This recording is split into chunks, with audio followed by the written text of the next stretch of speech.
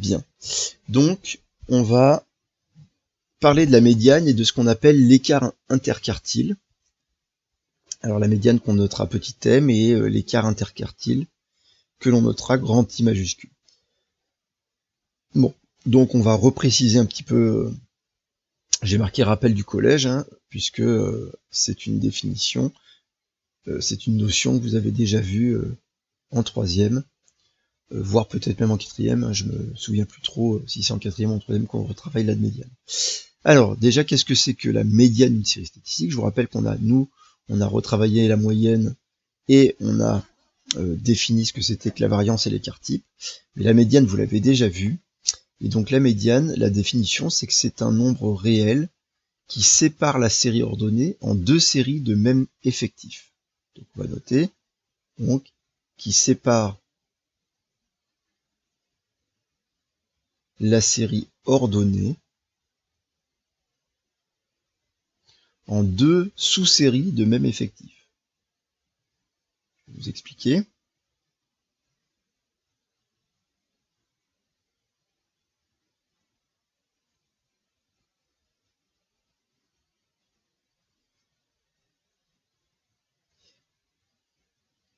Bien, alors ça signifie que déjà le mot qui est très important, c'est que la série statistique, elle est ordonnée.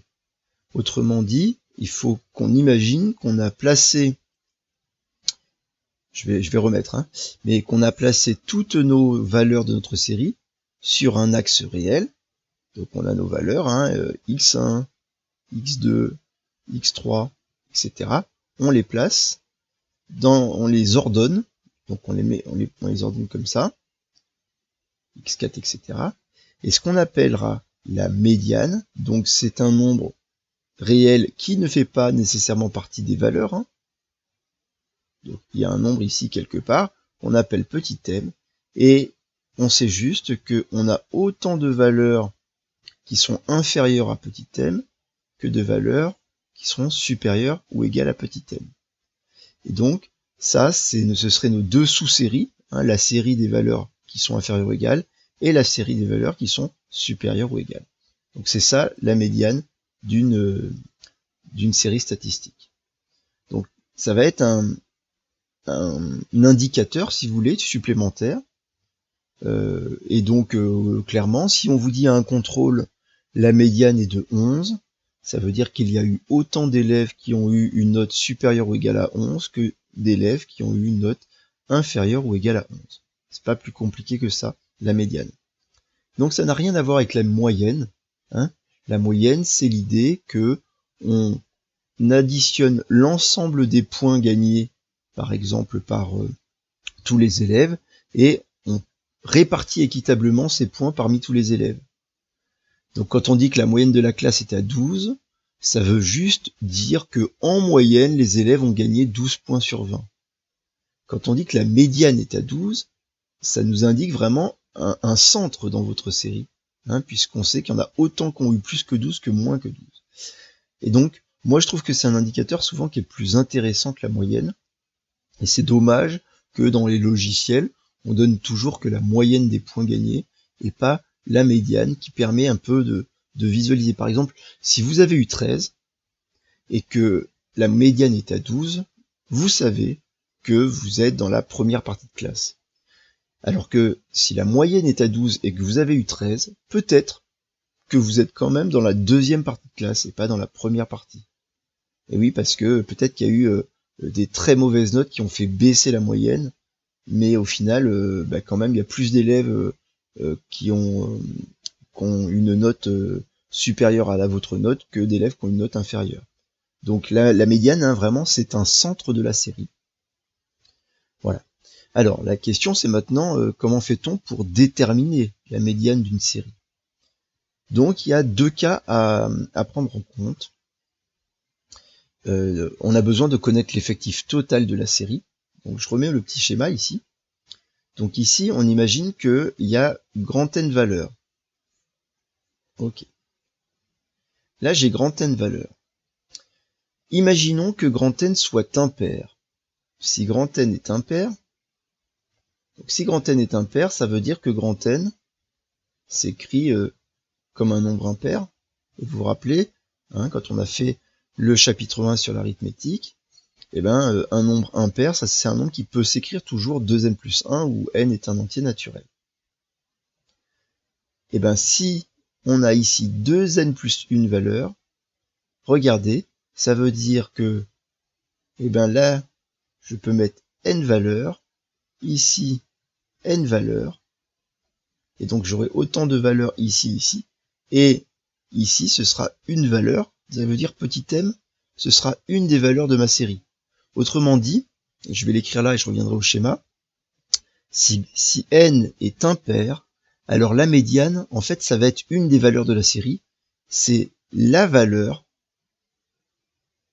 et en fait, je remets ici, pardon, chaque valeur a un rang, c'est-à-dire une position dans la série ordonnée. Il y a la valeur de rang 1, la valeur de rang 2, la valeur de rang 3, la dernière valeur, ce serait la valeur de rang grand N, d'accord? Alors, quelle est la médiane? À quelle valeur, à quel rang est la médiane, puisque ce sera une des valeurs de la série? Eh bien, regardez, s'il y a n valeurs qui sont plus petites ici, et que petit m est une des valeurs, eh bien, son rang, ce sera n plus 1. Alors, on va le faire sur un exemple, parce que c'est toujours un peu difficile dans ce cas-là, hein, donc l'exemple sera plus parlant, mais voilà, si grand N est impair, alors la médiane, c'est la valeur du terme de rang n plus 1. C'est la valeur du terme de rang n plus 1.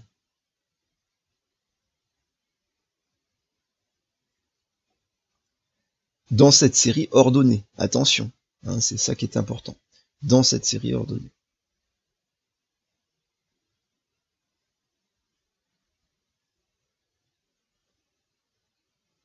Je reprends un petit exemple, même si on en fera un après.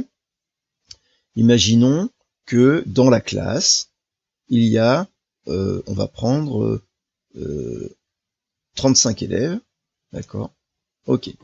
Qu'on a ordonné toutes les notes, de la plus petite à la plus grande. Ma série est ordonnée. La note de rang 1, c'est la plus mauvaise note. Ensuite, il y a la note de rang 2, la note de rang 3, et la note de rang 35, c'est la meilleure note. Grand N est impair, et donc, on sait que dans ce cas-là, grand N, la médiane se trouve au rang N plus 1. Donc, j'ai besoin de trouver quel est ce rang N plus 1. Hein, qu'est-ce qu'il suffit de faire? En fait, pour le trouver, ce rang N plus 1, il suffit, regardez, de partir de rajouter 1 à 2n plus 1, ça fait 2n plus 1, et de tout diviser par 2. Puisque là, regardez, ça fait 2n plus 2 divisé par 2. Ouais. Et ça fait 2n sur 2 plus 2 sur 2, c'est-à-dire n plus 1. Si vous voulez trouver n plus 1, vous prenez grand N, vous ajoutez 1 et vous divisez par 2. Donc ici, regardez, quand je fais grand N plus 1 sur 2, ça fait 35 plus 1 sur 2, 36 sur 2, 18. Ah, ça veut dire que la médiane, c'est la 18e note de la série ordonnée. Donc, voilà ce que nous dit cette propriété. Si grand N est impair, alors on sait trouver la médiane, et la médiane, elle se trouve être une des valeurs de la série, et on sait la trouver, c'est au rang n plus 1. Donc, pour la calculer, vous faites grand N plus 1 sur 2, et ça vous donnera n plus 1. En fait, ça vous donne pas la valeur, hein, ça vous donne son rang. Attention, on est bien d'accord, dans mon exemple, la médiane n'est pas 18. La médiane, c'est la 18e note. Donc après, il faut pouvoir aller voir quelle est la 18e note dans la série ordonnée. On le fait dans l'exemple juste après. Bon. Revenons ici. Et regardons maintenant qu'est-ce qui se passe si... Tiens, je vais en refaire un. Qu'est-ce qui se passe maintenant si n est pair? Alors si n est pair, si grand N est pair, c'est-à-dire mon effectif total, hein, si grand N est pair. Si grand N est pair, ça veut dire que grand N s'écrit comme un double. 2 fois N, où N est un entier naturel. Et dans ce cas-là, c'est très facile de partager la série en deux. Ben, là, ici, si je les ai ordonnés, là, il y a N valeurs, et puis ici, il y a N valeurs. Donc là, on voit bien, la série, on l'a partagée en deux. Où se trouve la médiane? Ben, ici, en fait, la médiane, elle peut pas se trouver là, parce que ben, ici, alors c'est des valeurs, hein, donc il faut imaginer que là, il y a la première valeur, la deuxième, la troisième, etc. Ça, c'est une valeur, ça aussi, c'est une valeur.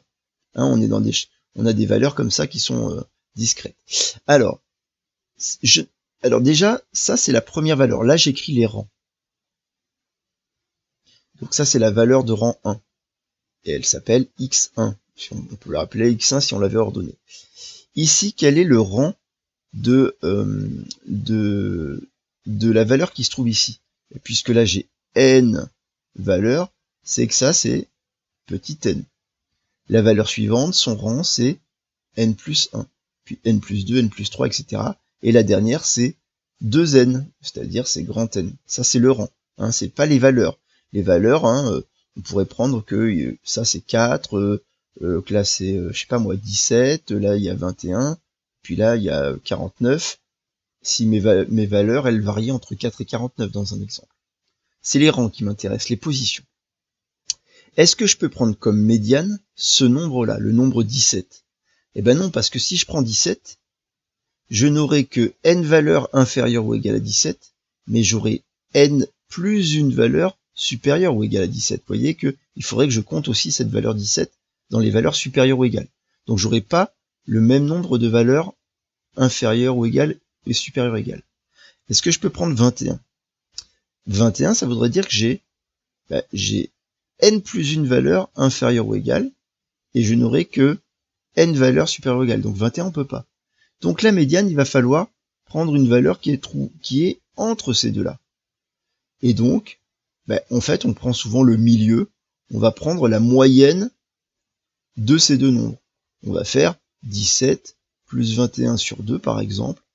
Ça nous fait du 30, je vais arriver, 38 sur 2. Et 38 sur 2, c'est égal à 19. Autrement dit, ici, on prendrait comme médiane 19. Alors, comme définition, en fait, on fait la moyenne, on appelle ça la demi-somme, puisqu'on fait la somme et on divise par 2. On fait la demi-somme du terme de rang n et du terme de rang n plus 1. De la valeur au rang n et de la valeur au rang n plus 1. C'est ce qu'on va écrire ici dans notre propriété. Si grand N est pair, alors grand N s'écrit 2n, alors la médiane et la demi-somme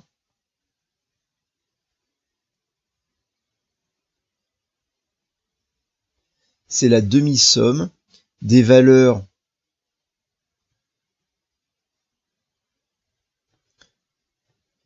de termes de rang n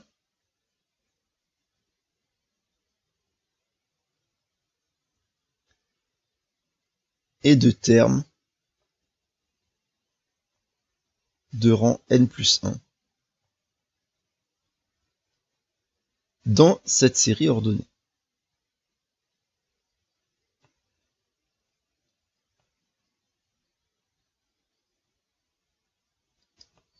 Bon, alors regardons dans un exemple. On vous dit, on considère la série statistique ordonnée constituée des 12 valeurs suivantes. 7, 7, 8, 9, 10, 10, 11, 11, 11. Vous avez vu que on l'a ordonné, puis on a répété les valeurs autant de fois qu'elles apparaissaient dans la série. C'est-à-dire qu'on n'a pas une série où il y a les effectifs là. Hein. C'est seulement notre série brute ordonnée. Bon. Donc ici, quel est l'effectif total? L'effectif total, on a dit qu'il y avait 12 valeurs, on peut les recompter, hein, qu'il y a bien 12 valeurs. Donc comme l'effectif est 12 et qu'il est pair, ici, on est dans le cas numéro 2, et dans ce cas-là, on sait qu'il va falloir faire la moyenne entre le terme de rang petit n et le terme de rang n plus 1. Donc, l'effectif 12 est pair, c'est l'effectif total, hein. Et 12, regardez, je le décompose en 2n, hein. Donc, et 12, je sais que c'est 2 fois 6. Ah, le fait que ce soit 2 fois 6, ça veut dire que la médiane, c'est la demi-somme. On peut dire aussi la moyenne, hein, mais on peut dire la demi-somme. Donc, la médiane est la demi-somme de la 6e valeur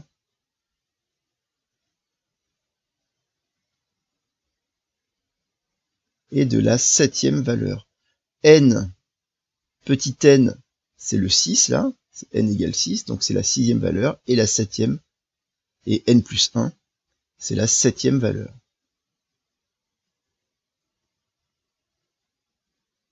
Et donc, il faut regarder quelle est la 6e valeur et quelle est la 7e valeur. Donc là, on les compte. 1, 2, 3, 4, 5, 6. Voilà la 6e valeur. Ça, c'est la 6e. Et le 11, c'est la 7e valeur. Et donc, petit m, j'ai un peu oublié dans la définition de vous dire qu'on l'a noté petit m, cette médiane. Bon, c'était indiqué ici, là. Voilà. Donc, petit m, c'est donc égal à la moyenne, ou la demi-somme de la 6e valeur qui vaut 10 et de la 7e valeur qui vaut 11. Ce qui nous donne évidemment 10,5. Bien. Alors en vrai, on n'est pas obligé de prendre la moyenne entre 10 et 11. On aurait pu prendre n'importe quelle valeur. Imaginez que je prenne la médiane qui soit égale à 10,1. Quand je prends médiane égale 10,1, j'ai bien 6 valeurs qui lui sont inférieures et 6 valeurs de la série qui lui sont supérieures. On n'est pas obligé de prendre la demi-somme. C'est plus par habitude et ou par convention, et aussi pour que tout le monde prenne la même médiane. Mais il pourrait y avoir des modèles où c'est plus intelligent de prendre une valeur plus proche de 10 ou une autre valeur plus proche de 11. D'accord? Donc on prend, nous, comme propriété, qu'on prend la demi-somme. C'est ce qu'on fait au lycée. Mais après, on peut imaginer d'autres manières de définir. Bon, donc, premier petit savoir-faire, quand on a une série ordonnée, savoir trouver donc la médiane de la série. Je prends un autre exemple, ici.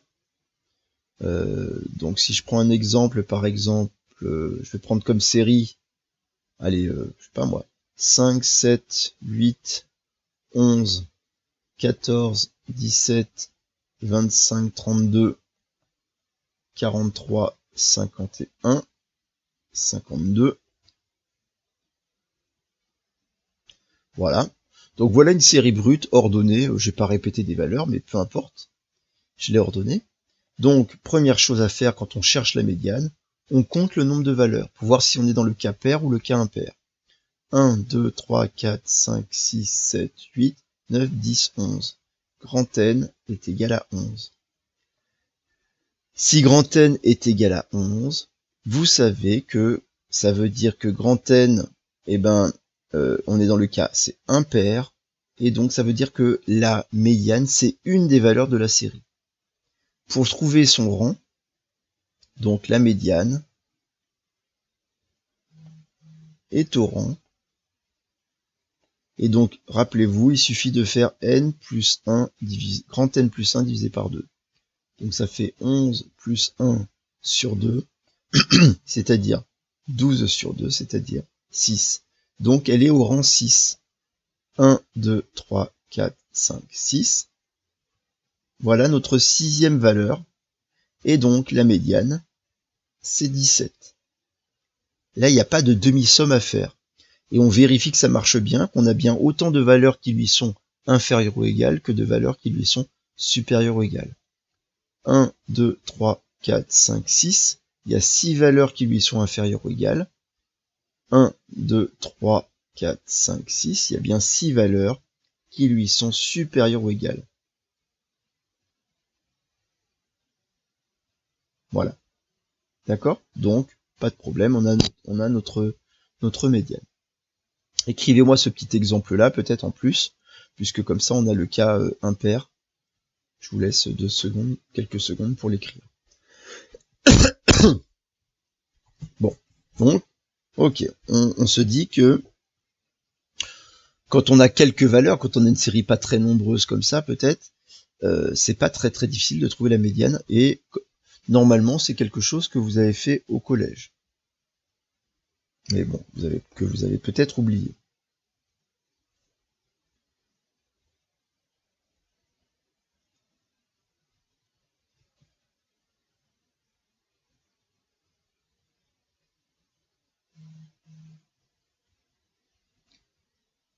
C'est bon?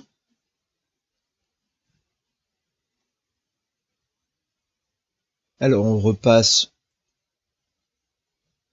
à la partie cours.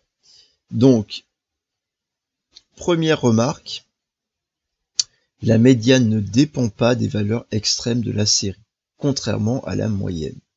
Et oui, regardez, si jamais je décide d'effacer ce 52 et de remplacer 52 par une autre valeur, par exemple 4252, qui est un nombre bien plus grand.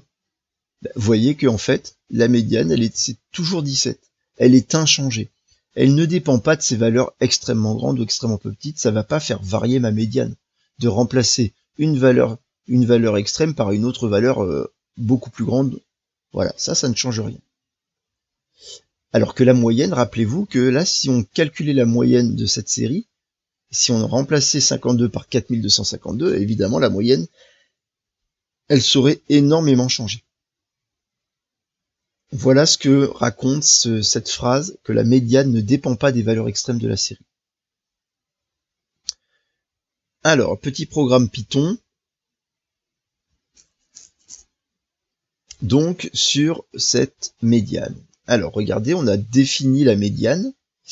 Alors, pour définir la médiane, c'était donc, on a besoin d'un paramètre qui est valeur. Et valeur, ça va être une liste, puisqu'on veut qu'il nous calcule la médiane d'une série.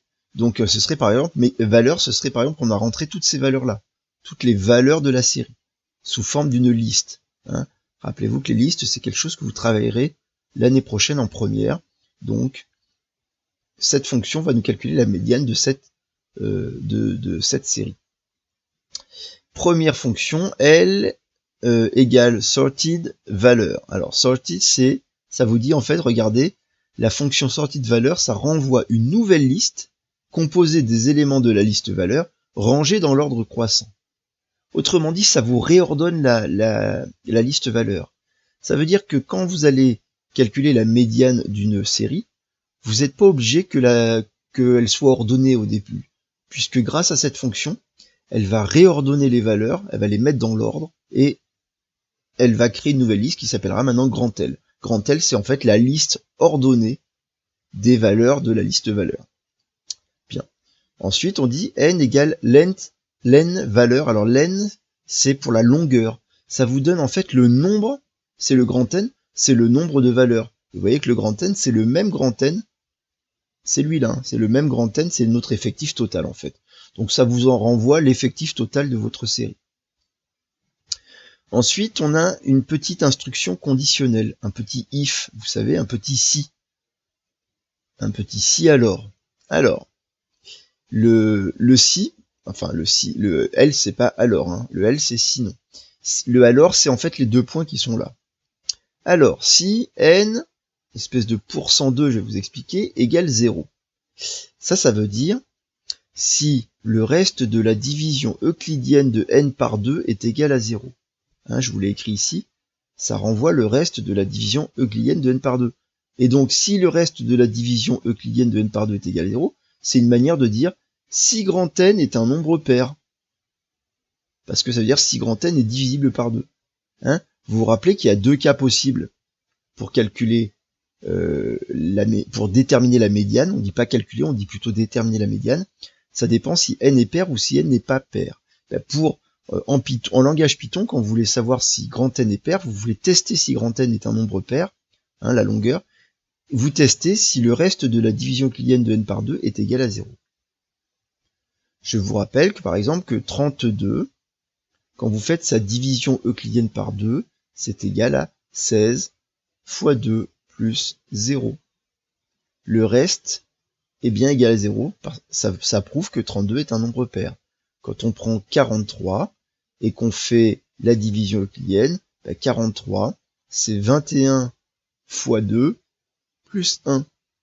Le reste n'est pas égal à 0 dans la division euclidienne de 43 par 2, et ça prouve que 43 est un nombre impair. Hein, c'est une manière de faire ça, et comme on a une petite fonction qui donne le reste de la division euclidienne, c'est ce fameux symbole pourcent en Python, on peut tester si un nombre est un multiple de 2 ou n'est pas un multiple de 2 facilement. Et ça marche pas qu'avec 2, ça marche avec tout. Mais nous, ce qu'on a besoin, c'est pair ou impair, donc on fait ça. Donc, si le reste de la division euclidienne de n par 2 est égal à 0, return, ça veut dire renvoyer. Qu'est-ce qu'elle renvoie, cette fonction médiane? Voilà ce qu'elle renvoie. Alors, regardons un tout petit peu. Ça, c'est parce que c'est un petit peu compliqué. Donc ici, alors, là, il y a une espèce de double slash. Normalement, quand on fait un slash, ça veut dire la division. C'est la division décimale. Et quand on fait un double slash comme ça, je vous l'ai écrit, ça renvoie l'entier qui est le résultat de la division par 2. Alors, on a dit que n était pair. Donc, quand vous faites 32 divisé par 2, ça va donner 16. Vous dites, bah oui, ça va être un entier. Il n'y a pas besoin de faire 32 avec un double slash. Le problème, ça vient plus d'un problème d'informatique. Quand on utilise le symbole slash, le symbole divisé, ça renvoie un nombre réel. Autrement dit, c'est pas 16, mais c'est 16,0.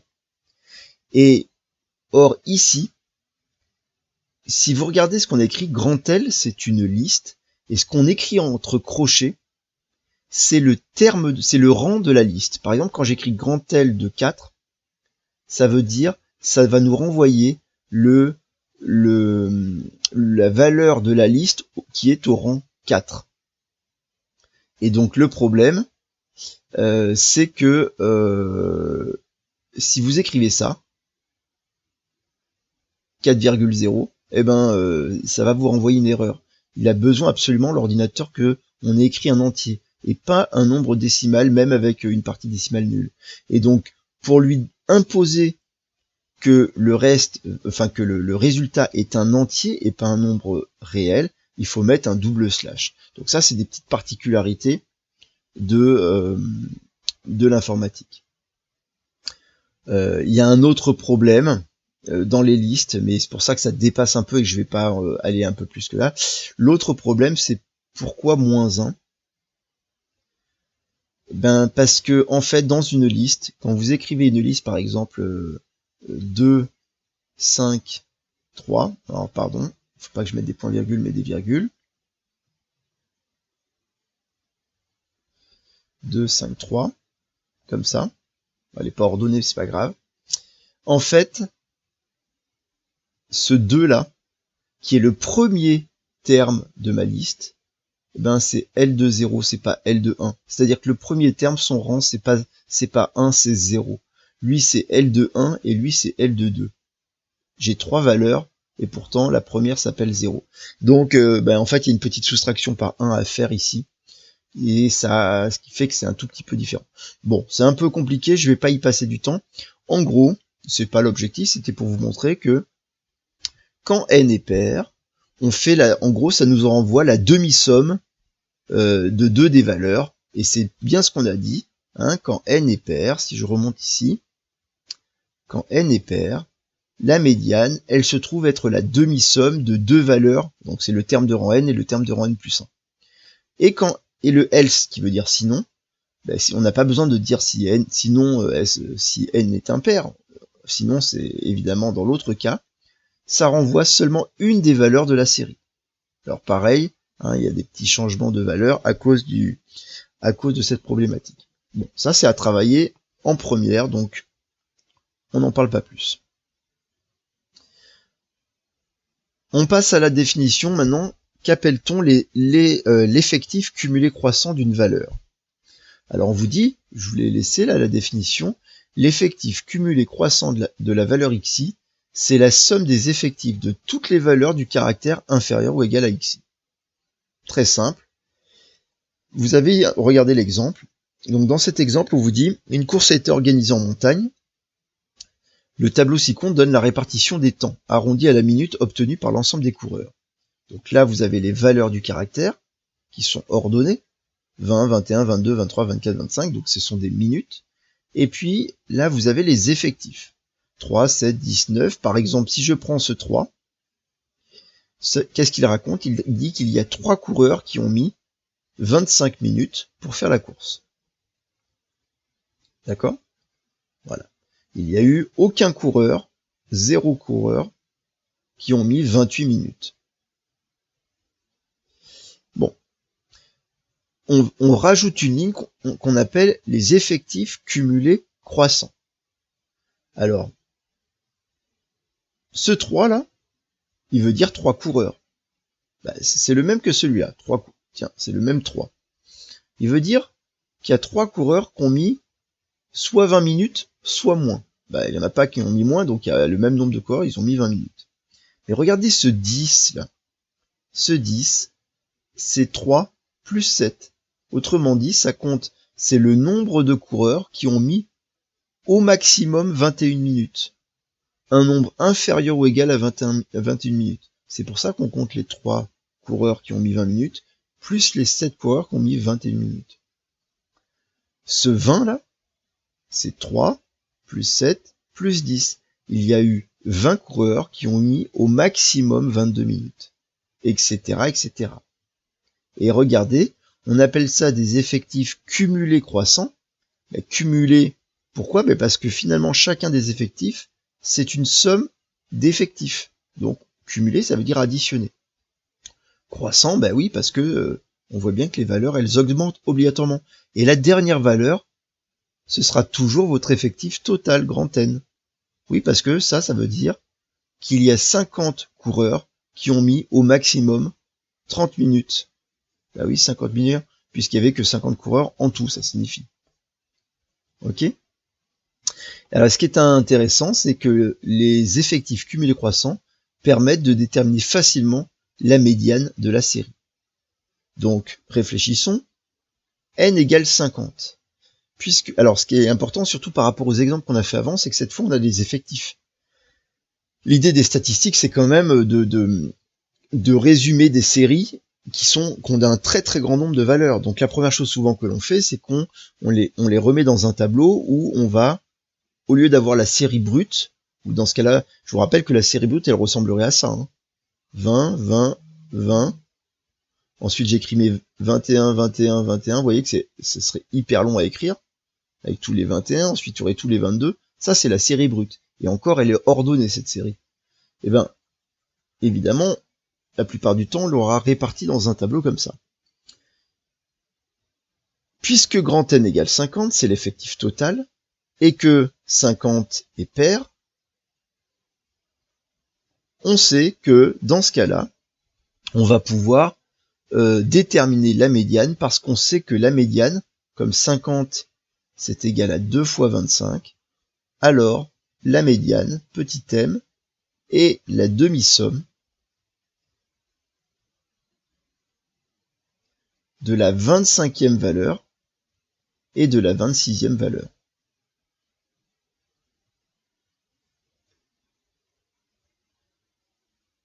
D'accord? Donc en gros, à chaque fois que vous avez un nombre total, un effectif total pair, vous divisez par 2, donc ça vous donne 25, et vous savez que dans ce cas-là, la médiane sera la demi-somme entre la 25e et la 26e valeur de la série. Donc allons-y. Et l'intérêt, c'est d'aller voir dans la ligne des effectifs cumulés croissants. Quelle est la 25e et la 26e valeur? Regardez, elle est pas ici. Elle est pas là, parce que là, il y a que 10 valeurs. Là, j'ai 20 valeurs qui sont inférieures à 22. Et là, j'ai 29 valeurs qui sont inférieures à 23. Ah, donc, regardez, la 20e valeur, c'est 22, puisqu'il y a 20 valeurs inférieures ou égales à 22. La 25e valeur, c'est 23. Mais la 26e aussi, la 27e ici, et la 28e aussi. Et la 29e aussi. En fait, de la 21e valeur à la 29e valeur, elles sont toutes égales à 23. Donc en particulier, la 25 et la 26e sont égales à 23.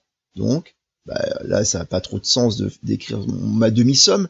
23 plus 23 sur 2, c'est évidemment égal à 23. Donc, petit m est égal à 23. C'est la demi-somme de la 25e valeur et de la 26e valeur. D'accord? Donc, bon, vous allez voir que quand on a un très grand nombre de valeurs, on va voir directement, au lieu de s'embêter à faire des comptages, etc.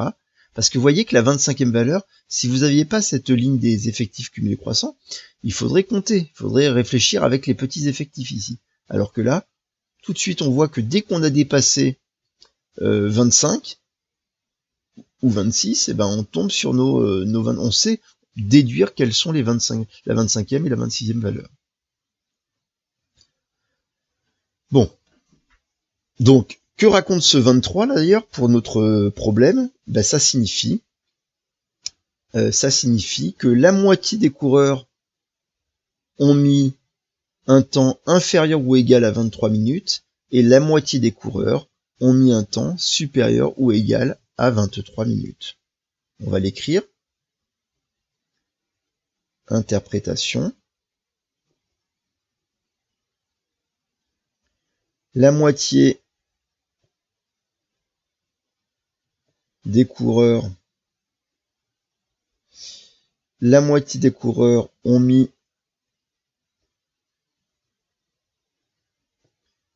un temps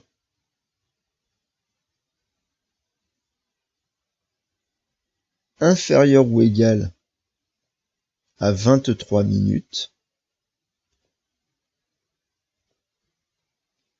et la moitié a mis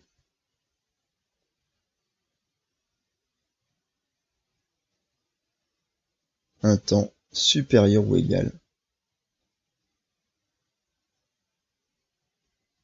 à 23 minutes.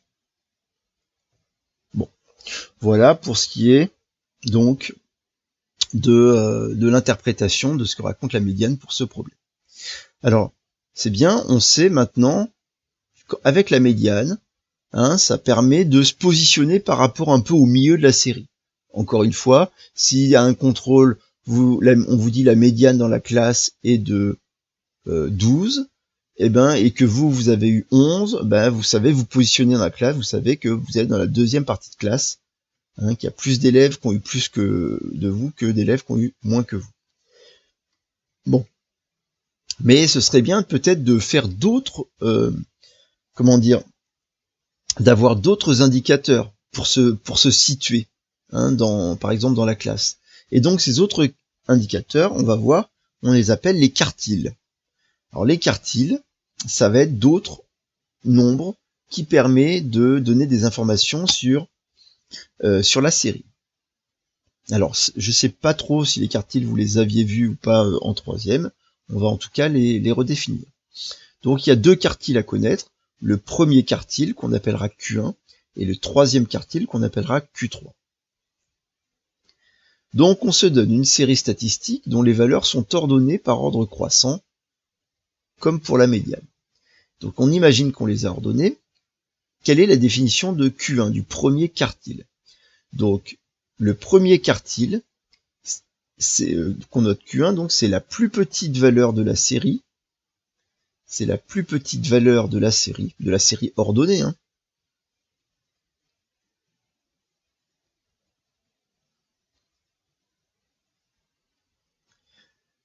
Tel qu'au moins 25%, tel qu'au moins 25%, tel qu'au moins 25% des valeurs sont inférieures ou égales à ce nombre Q1. Lui sont inférieures ou égales. On peut dire sont inférieures ou égal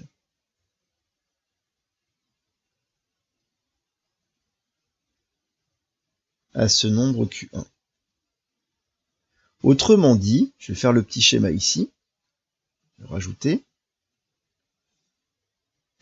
On imagine qu'on a notre série ordonnée, d'accord? Et bien Q1, ça va être un nombre qui nous dit que il y a globalement 25%, au moins 25%, qui lui sont inférieurs. Et puis ça veut dire qu'il y aura à peu près 75% qui lui seront supérieurs.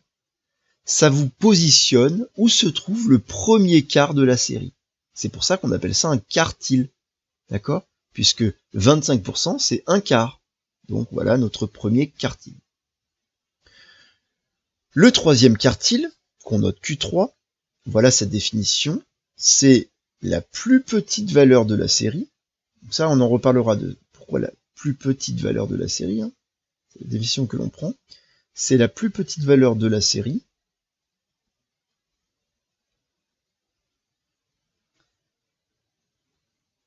telle qu'au moins 75% des valeurs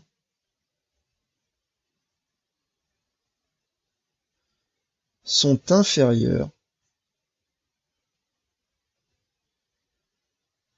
ou égales à ce nombre Q3. Et donc, ici, ça veut dire que Q3, qu'on appelle donc le troisième quartile, il nous dit qu'en fait, je dois avoir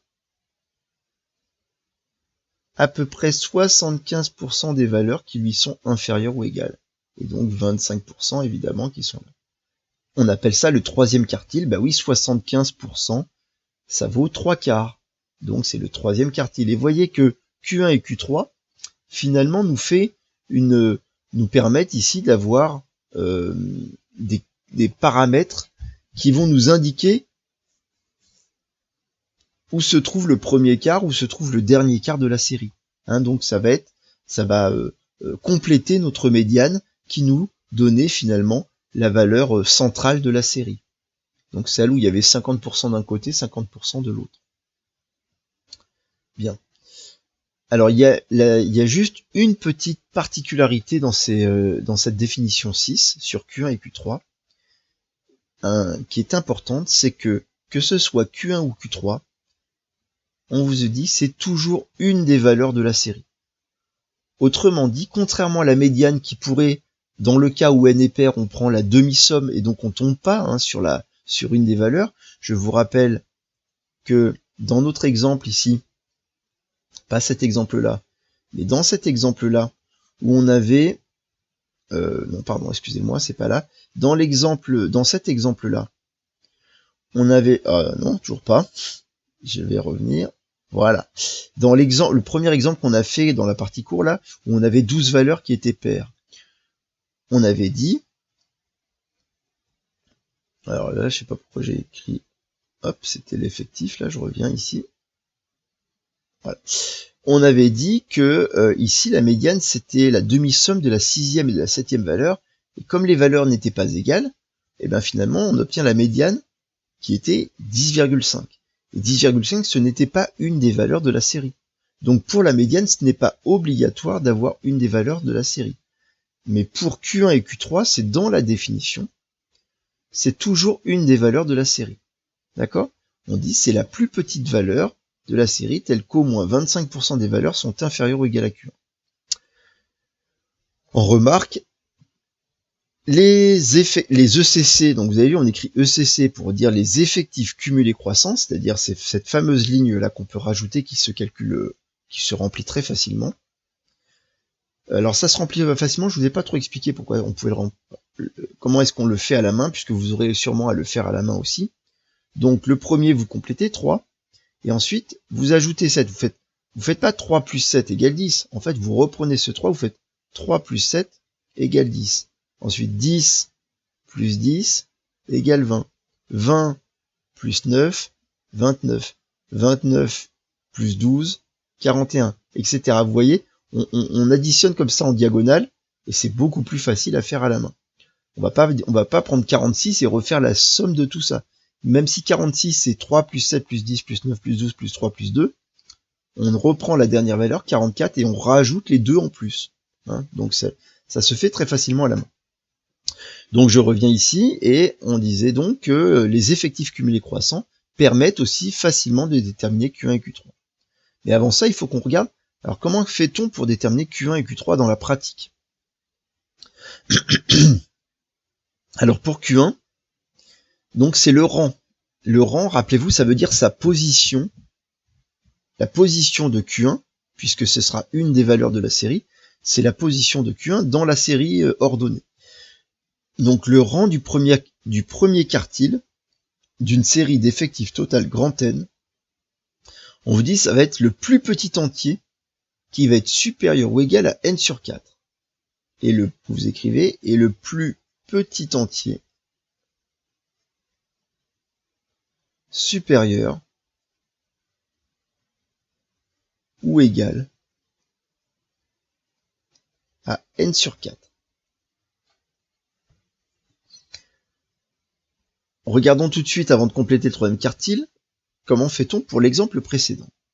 Donc dans l'exemple précédent, on vous disait donc que n sur 4, je vous rappelle que n divisé par 4, n c'était 50. 50, on fait 50 divisé par 4. Alors 50 divisé par 4, ça fait 25 divisé par 2, ça fait 12,5. Eh ben, ça veut dire, regardez, que le rang de Q1, c'est le plus petit entier qui va être supérieur à ce nombre-là. Supérieur ou égal. 12,5 n'étant pas un entier, ça veut dire que Q1, ce sera la 13e valeur, l'entier supérieur à 12,5, la 13e valeur de la série. Alors là, pour le trouver, il faut revenir dans mes effectifs cumulés croissants, et je vais chercher où se trouve la 13e valeur de ma série. Bon, là, les 3 premières, c'est 20. Les 10 premières, c'est la 10e valeur, ça me dit que la 10e valeur, c'est 21. La 11e valeur, c'est donc 22, et la 20e valeur, c'est aussi 22. Donc moi, je cherche la 13e. Ah bah, la 13e, elle se trouve parmi ces 20 valeurs qui sont égales à 22. Donc la 13e valeur, c'est 22. Ça veut dire que Q1, ça vaut 22 dans ma série. Ensuite, on vous dit le rang du troisième quartile. Donc maintenant, on cherche Q3. Comment est-ce qu'on trouve Q3? Quel calcul on doit faire pour trouver Q3? On va faire un calcul qui nous permet de donner son rang, sa position. En fait, c'est le plus petit entier qui sera supérieur ou égal à 3n sur 4. 3n sur 4, ça veut dire 3 quarts de grand N. Et vous savez que c'est le troisième quartile, donc c'est normal que ce soit lié à 3 quarts. Et puis n sur 4, c'était 1 quart de grand N. Ok? Donc je vais calculer 3n sur 4. 3n sur 4 dans mon exemple. C'est donc 3 fois 50 divisé par 4. Et 3 fois 50 divisé par 4, c'est 3 fois 12,5 en fait, puisque j'ai déjà calculé 50 sur 4. Ça fait 37,5. Et la propriété dit que le rang du troisième quartile, c'est le plus petit entier supérieur ou égal à ce nombre qu'on aura calculé. Et donc, Q3, ce sera la 38e valeur de la série.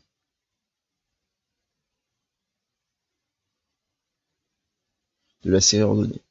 Et donc, je vais devoir chercher dans mon tableau quelle est la 38e valeur de la série ordonnée. Je vous laisse me le chercher, là, le premier qui me la trouve. Quelle est la 38e valeur dans votre tableau, là? Trouvez-moi la 38e valeur.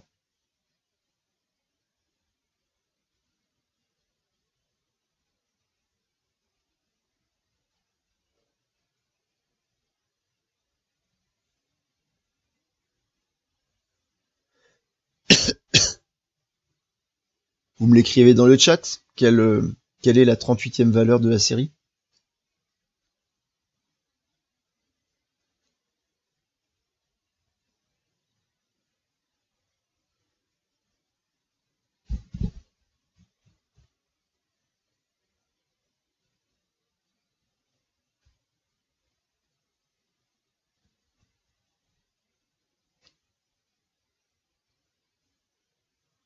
Allez, on a le droit de se tromper, vous pourriez... Il faut proposer quelque chose. Quelle va être la 38e valeur de la série ordonnée?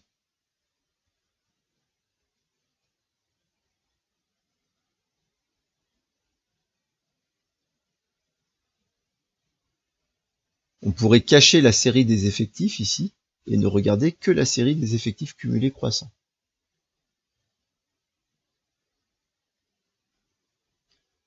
Donc 2 propositions à 24, une proposition à 23. Regardons.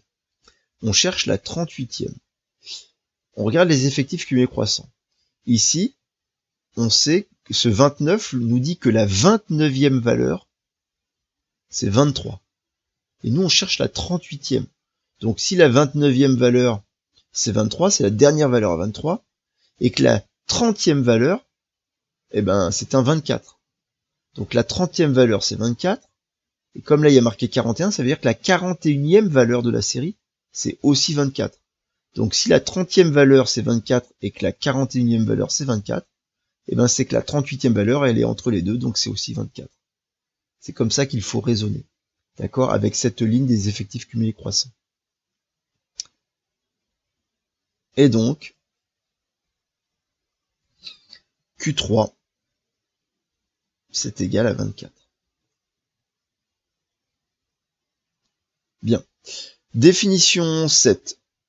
Maintenant, on considère une série statistique de premier quartile Q1 et de troisième quartile Q3. On appelle l'écart interquartile de cette série, qu'on note grand I, en fait, l'écart, c'est-à-dire la différence entre Q3 et Q1.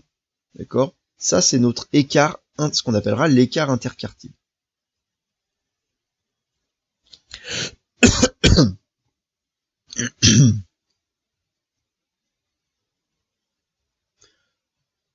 Donc ça, c'est souvent une nouvelle notion. Même quand on voyait Q1, Q3 au collège, bon, l'écart interquartile, on le travaillait pas trop. Alors, on parle aussi de l'intervalle interquartile. Alors ça, c'est l'intervalle Q1, Q3, hein, entre crochets. En fait, cet intervalle, il contient 50% des valeurs de la série. Alors, regardez le petit schéma que je vous ai mis. Vous voyez bien que min, ça veut dire la valeur la plus petite. C'est le minimum de ma série. On a le maximum de ma série. On sait que Q1, on sait qu'on a 25% des valeurs qui lui sont inférieures, 75% supérieures.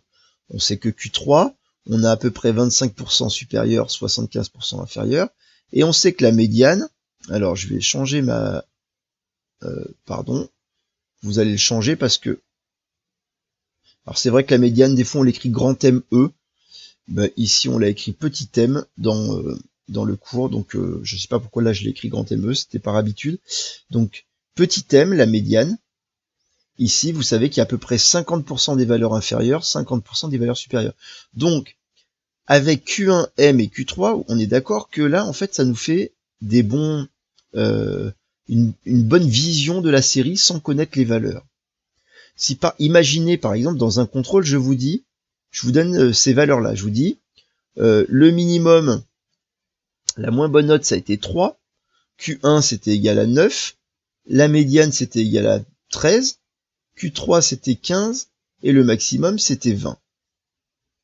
Et je vous donne pas les valeurs. Ben là, vous avez une bonne idée quand même de la répartition des notes dans la classe. Hein, vous savez qu'il y a un quart des notes entre 3 et 9, un quart des notes entre 9 et 13, un quart des notes entre 13 et 15, et un quart des notes entre 15 et 20. Vous comprenez pourquoi ces paramètres-là, ils permettent de résumer une série statistique, et donc ce sont des bons paramètres pour se faire une idée un peu des données, sans donner toutes les données, sans donner toutes les valeurs, parce que quand on fait des statistiques sur un grand nombre, ça devient vite incompréhensible et pas intéressant. Donc on essaye, voilà, d'avoir des nombres qui résument un peu la série. Alors, ce qu'on appelle l'écart interquartile, c'est donc l'intervalle interquartile, c'est cet intervalle-là, là que j'assure. Vous n'êtes pas obligé de le faire. Hein. Donc, cet intervalle, c'est lui qu'on appelle l'intervalle interquartile. Et on sait qu'il contient 50% des valeurs. En fait, c'est les 50% des valeurs centrales de la série. Quand on a enlevé les 25 plus petites et les 25 valeurs plus grandes. L'écart interquartile, Donc c'est l'écart entre Q1 et Q3. On vous dit qu'il permet de mesurer la dispersion des valeurs d'une série statistique. Alors pourquoi est-ce qu'il mesure la dispersion? Je vous l'ai écrit en dessous. Plus l'écart interquartile est petit, plus les valeurs centrales de la série sont proches les unes des autres. Imaginez que je vous dise à un contrôle, l'écart interquartile, il est égal à 4. Et puis au contrôle d'après, l'écart interquartile était égal à 2. Je peux faire une comparaison entre les deux contrôles. Par exemple, je peux dire, tiens, au deuxième contrôle, les valeurs de la série, les 50% des valeurs centrales de la série, ça m'indique rien sur ça m'indique une information que sur la moitié de la série, sur la moitié centrale, mais je vois que finalement, sur les 25%, sur les 50% des valeurs centrales de la série, elles ont l'air d'être plus homogènes, d'être plus resserrées autour de la médiane que au premier contrôle, puisqu'il y avait 4 points d'écart au premier contrôle, alors qu'il n'y a plus que 2 points d'écart ici entre Q1 et Q3 au deuxième contrôle. Donc ça mesure la dispersion de la série. Plus l'écart interquartile est petit, plus les valeurs centrales de la série sont proches les unes des autres. Or, vous vous rappelez que on aime bien des fois aussi, pas seulement avoir des valeurs qui donnent des positions dans la série, mais aussi pouvoir mesurer la dispersion. Donc on a un outil très fort qui mesure la dispersion, c'est l'écart type, et lui, l'intérêt de l'écart type, c'est qu'il prend en compte toutes les valeurs de la série, mais il est compliqué à calculer, rappelez-vous que le calcul, il est quand même pas simple. L'écart interquartile, c'est un autre indicateur, c'est un autre paramètre qui permet de mesurer la dispersion, mais il ne s'appuie que sur les 50% des valeurs centrales. Il ne tient pas compte des valeurs, il ne tient compte que de la moitié de la série. Donc, il est un peu moins fiable si vous voulez, mais malgré tout, il peut être quand même utile si on imagine que ce qui se passe pour les valeurs centrales, c'est globalement la même chose pour les autres valeurs. Ça permet quand même d'avoir une indication sur la dispersion de la série, sur le fait que la série soit plus ou moins étirée ou plus ou moins resserrée. Voilà. Et donc, si on prend la médiane plus l'écart interquartile, ça forme un couple, et ce couple, c'est une manière de résumer la répartition des données d'une série statistique. Et l'intérêt de ce couple-là, c'est qu'il n'est pas influencé par les valeurs extrêmes. Si on s'est trompé au moment où on notait nos valeurs et qu'on a remplacé 25 par 2500, ce couple-là ne sera pas changé. Autrement dit, finalement, une valeur aberrante dans la série ne va pas influencer et ne va pas perturber ce couple MI. Alors qu'on sait qu'il va perturber le couple moyenne écart type. Vous voyez que c'est pour ça que des fois ça peut être intéressant de plutôt regarder le couple médiane écart interquartile plutôt que de regarder le couple moyenne écart type. Voilà. Bon, tout ça, je sais que ça va vite, on a fait beaucoup là, mais maintenant on va faire des exercices, alors, pas aujourd'hui, mais vous aurez des exercices à faire pour vous entraîner à déterminer évidemment les médianes et les quartiles, mais aussi à travailler sur ce couple-là et à faire des comparaisons de séries. C'est ça qui nous intéresse en seconde, c'est que vous sachiez calculer les paramètres statistiques, mais vous sachiez aussi en déduire certaines choses pour les séries, faire des analyses un peu de séries statistiques. Vous remarquez quand même qu'on a, en ce moment, avec le coronavirus, on a énormément de statistiques, de diagrammes, de graphiques, d'informations, de nombres, de valeurs qui sont données, et je peux vous dire que les scientifiques qui travaillent pour trouver un vaccin, pour trouver un remède, etc., ils font énormément d'études statistiques. C'est vraiment les stats, là il y en a partout en ce moment, et il y en a de toute façon partout tout le temps, que ce soit dans l'économie, dans le monde de la santé, des stats on en fait tout le temps pour pouvoir faire des prévisions, pour pouvoir faire des estimations. Donc c'est vraiment des notions qui sont importantes pour le plus grand nombre. C'est pas des mathématiques uniquement pour ceux qui vont faire des sciences. C'est vraiment des mathématiques pour tous. Donc c'est important que vous voilà, que vous ayez des petites bases, des petites connaissances de base. Et on est encore pour moi dans les notions de base pour le coup. Et contrairement à des choses qui sont comme l'étude des fonctions qui vont être quand même plus spécifiques, mais les statistiques c'est vraiment pour tous. Donc vous avez commencé au collège et au lycée, seconde, première, terminale, vous allez continuer dans toutes les filières à faire des statistiques parce que c'est important pour ensuite comprendre le monde qui nous entoure et être capable de comprendre les analyses qui sont faites après sur toutes les données que l'on traite. Bien, il y a une dernière chose que je vais vous parler, puis on s'arrêtera là. Un petit complément sur le langage Python. Donc, je vous ai montré des petits programmes dans ce cours avec les listes, qui étaient un petit peu compliqués en Python, qui dépassent un peu notre niveau de seconde. Mais en fait, vous vous rappelez que dans Python, il y a des bibliothèques qui permettent d'avoir accès à d'autres fonctions qui sont déjà programmées, mais qui ne sont pas programmées à la base. Et il y a une bibliothèque qui s'appelle Statistics, et cette bibliothèque-là, en fait, elle vous permet d'avoir déjà des fonctions préprogrammées, en particulier min qui renvoie la moyenne arithmétique. Alors, il existe différentes moyennes, c'est pour ça que la moyenne pondérée ou la moyenne, enfin la moyenne que vous avez vue, pardon, de votre justement qui est pas pondérée, la moyenne de votre d'une série, on appelle ça en fait la moyenne arithmétique. Il existe une moyenne géométrique, il existe voilà d'autres moyennes. Médiane de grand L, ça renvoie la médiane de la liste, donc sans avoir besoin de faire le programme qu'on a vu tout à l'heure. PSTDev, donc de L, ça renvoie l'écart type de la liste. P-variance, ça renvoie, il manque le grand L là, qui a été oublié, ça renvoie la variance de la liste grand L. Ok? Bon, alors juste un dernier programme. Là, je vous ai écrit un petit programme. On appelle ça la fonction plage de sigma.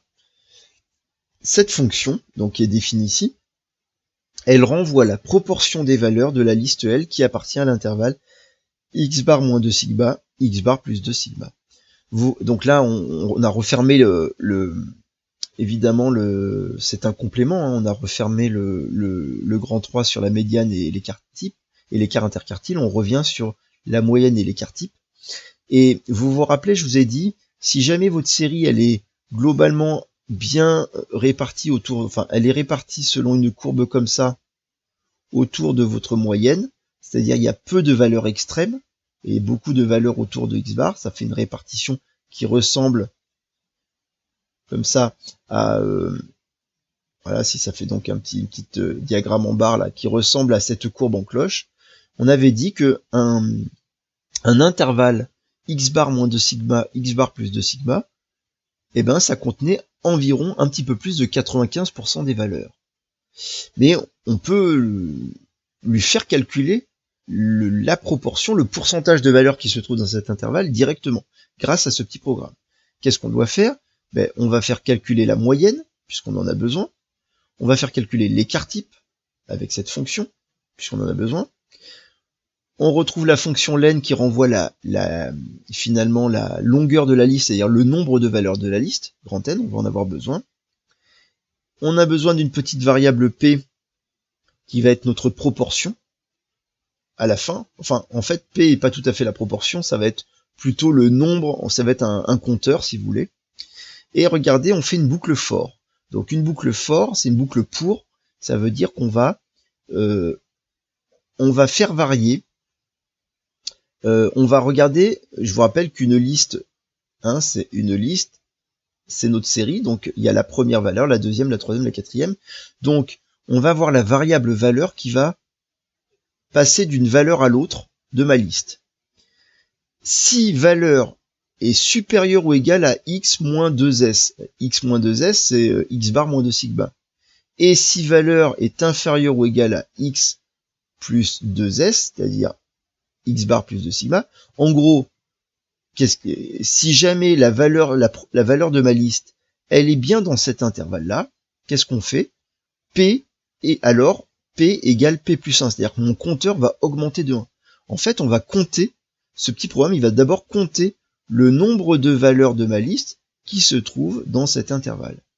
Et puis, ce qui nous intéresse évidemment, c'est la proportion.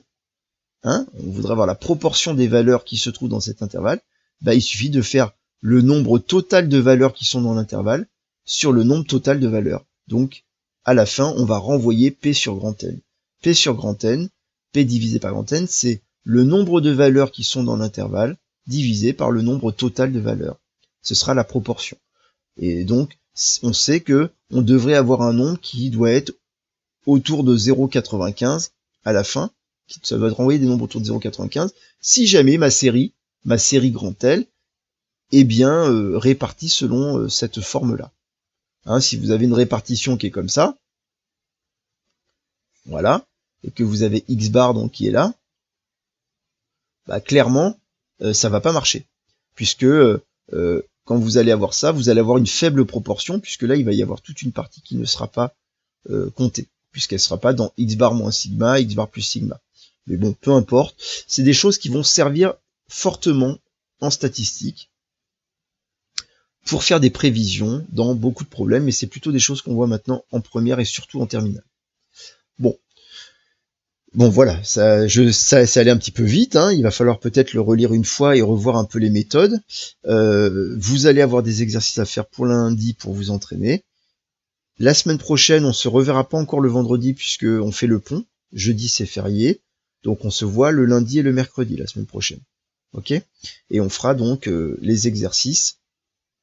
On corrigera des exercices que je vous aurai donnés. On aura d'autres exercices à faire pour le mercredi. Et je vous dis, ça clôturera notre chapitre de statistiques. Alors, pour lundi, on sera le 18 mai. Après ce chapitre, on va revenir à un chapitre qui est important évidemment pour les voies technologiques et voies générales, mais qui est plus mathématique. On revient sur, on va travailler les équations de droite. Alors ça fait penser à de la géométrie. C'est vrai que les droites c'est de la géométrie, mais il y a des équations, donc c'est un espèce de mélange de géométrie et de calcul, et ce sera plus calculatoire que géométrique. Donc pour lundi 18 mai, voilà les exercices à faire. Donc des petits exercices en particulier sur médiane et écart interquartile. Donc 47, 48, 49, 50 et 51, page 317, 316, 317. 5 exercices à faire pour lundi. Je vous envoie le mail avec la liste des élèves qui doivent me renvoyer un exercice au plus tard dimanche soir. Voilà, ça va pour tout le monde. Vous avez des questions? Vous n'êtes pas très nombreux aujourd'hui, donc j'espère que tout le monde va récupérer, parce que l'année n'est pas terminée, donc il faut absolument qu'on travaille jusqu'au bout.